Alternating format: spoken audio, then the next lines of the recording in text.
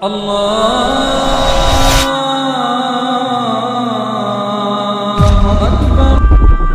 orang di antara kita wajib faham dan dia yakini kalimat la ilaha illallah adalah kalimat awal dan akhir dari kehidupan seorang muslim.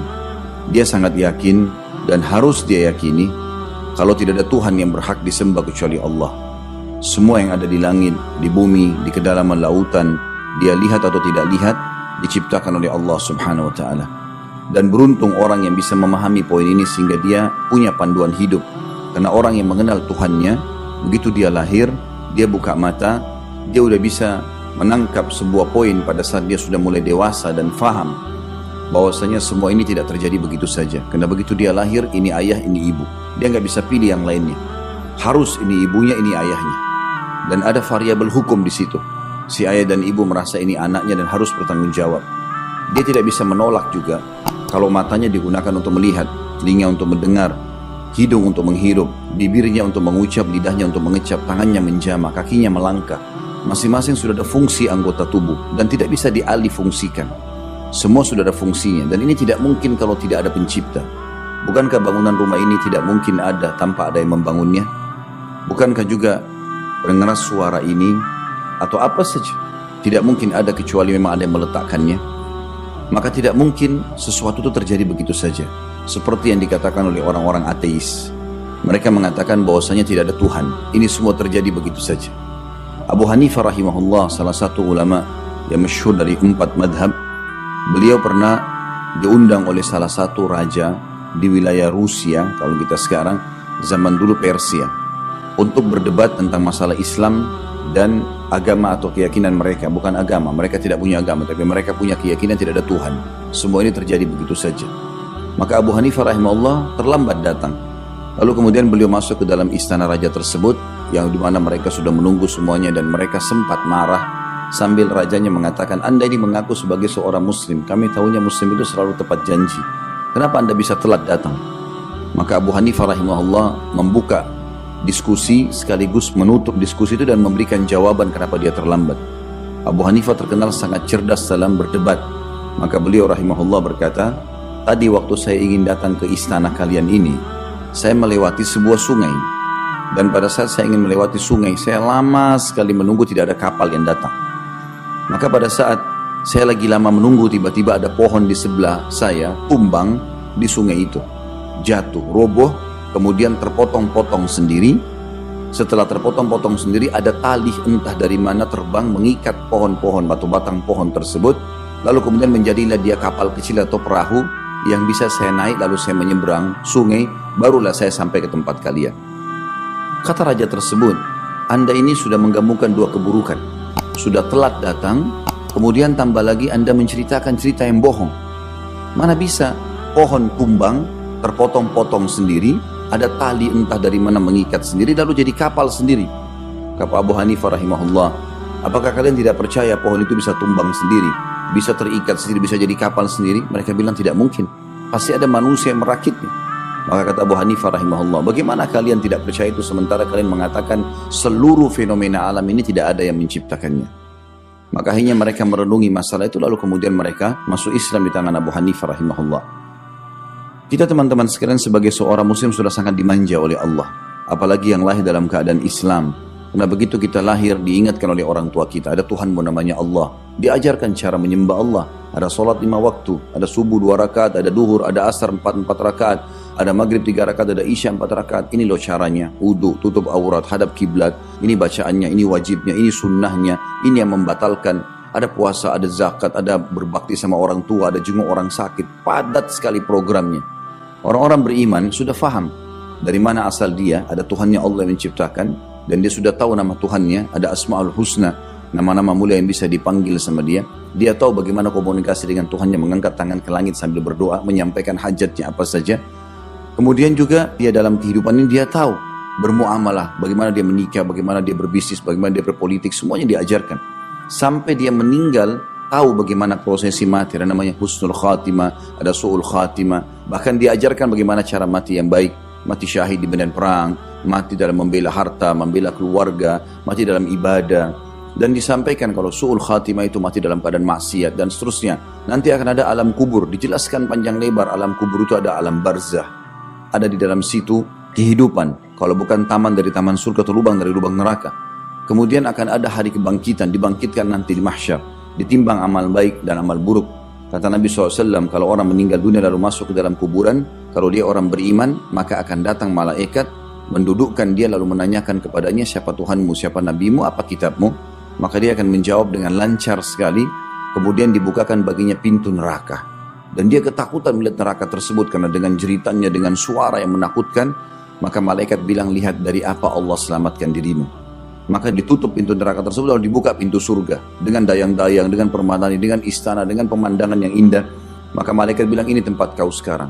Dia pun akhirnya merasa gembira. Dan akhirnya Allah subhanahu wa ta'ala mengatakan, paparkan untuk hambaku ini perbandani dari surga yang tiap pagi dan petang datang kepadanya bau wanginya. Maka jadilah kuburannya taman dari taman surga. Jadi kita sudah tahu kuburan pun yang kita lihat batu nisan dan tanah bagi orang yang hidup, orang yang mati tahu kalau itu adalah taman dari taman surga orang beriman. Dan kalau orang kafir, orang fasik yang banyak maksiat pasti akan tersiksa.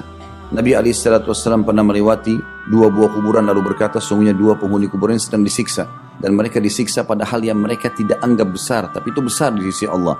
Yang satu tidak cebok pada saat kencing, tidak bersuci, dan yang satu suka mengadu domba.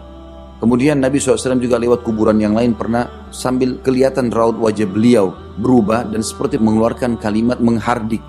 Kebetulan ada seorang sahabat bernama Rafi' radhiyallahu anhu melihat itu, lalu mengatakan, ya Rasulullah, adakah yang salah yang aku lakukan? Dia fikir dirinya yang sedang dipermasalahkan oleh Nabi SAW.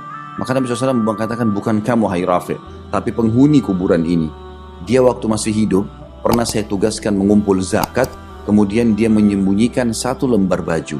Maka dengan itu Allah sekarang memberikan dia di kuburannya 1 lembar baju juga dari api neraka yang membakarnya. Ada kehidupan alam barzah diceritakan dengan banyak dalil berhubungan dengan masalah itu.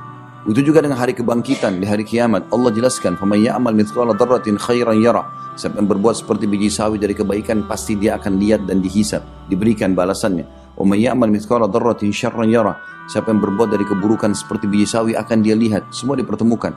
Lalu diceritakan tentang ciri-ciri kebangkitan. Allah turunkan khusus surah Al-Qiyamah, menceritakan panjang lebar tentang keadaan hal tersebut. Surah Zalzalah, dan banyak yang lainnya. Kemudian ada surga dan neraka. Tempat tinggal abadi bagi orang beriman, surga, dan tempat abadi bagi orang kafir, musyrik dan munafik, neraka, sudah dirincikan dengan sangat rinci bagi orang beriman. Dari pasirnya, bangunannya, bidadari dan bidadarahnya, makanan dan kebun-kebunnya, segala macam hal sudah diceritakan. Begitu juga dengan neraka, siksa paling rendah sampai paling tinggi juga sudah diceritakan.